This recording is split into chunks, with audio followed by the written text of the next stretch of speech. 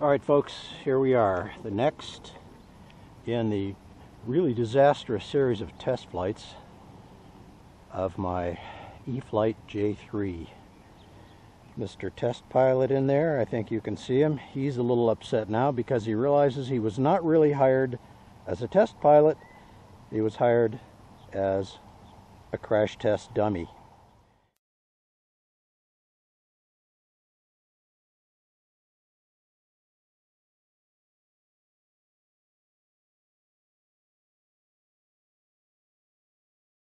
Okay, I had to conclude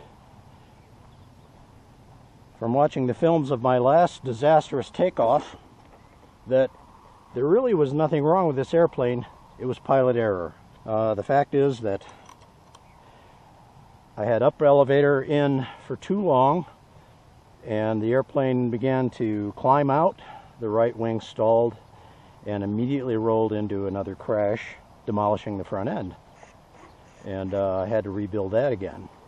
Unlike my real airplane, this little guy transitions really quickly, so you have to get the tail up far sooner than you would think, and because I'm at 7,000 feet plus the increase with the density altitude from the heat of the day, probably closer to 8,000 feet, so this sucker really has to get rolling before I can take off. Let's see what happens again today, and wish me luck, folks.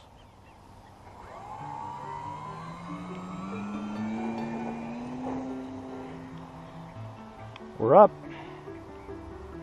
More success than last time. Lookout tree. E-flite J3 450. Looks like a Cub. Flies like a clipped wing U2,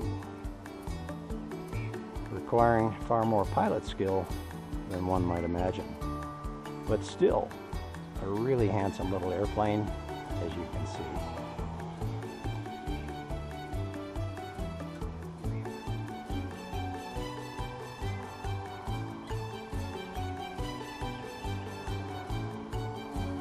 It will do a roll.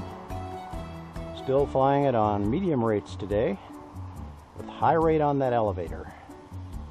As I discovered the last time I tried to land it, even with full range elevator, it's very hard to get the nose up at this altitude enough to really flare and do a stall landing. So today I'm going to try to do a wheel landing and see if I get a little better result from that. Boy, I have to say, when it gets in the air, it flies very nicely. Nice, relaxing little airplane. But there has been no radio control airplane that has, for me anyway, caused more grief. And this guy has been bashed and beaten so many times. The wings have been ripped off 3 times and re-glued and reinforced in several ways. There's not much left of the forward fuselage. That has been filled in and fiberglassed and rebuilt so many times. And still, here she is, performing very nicely. So I try to be positive and think about all the things I've learned from this airplane as opposed to the grief it's caused. Right now, Mr. Foam Pilot is very happy. He's thinking this may not be the next episode of RC Crash Test Dummy. Poor guy, he's had a tough time of it. He's already legless, and that's tough enough. But he's been ripped and torn and bounced around that cockpit many times.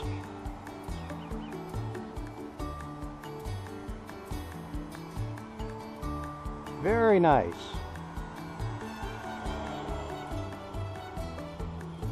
I really don't think of this as a stunt airplane, but It will do things, even on modest control rate settings. We can get a little roll, there you go. I'm not even sure a real Cub could pull that off very well, especially the 65 horse model.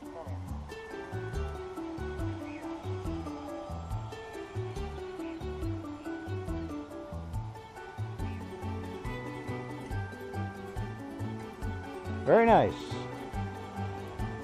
J3 must be on 8 of its 9 lives. We're going to think about a landing.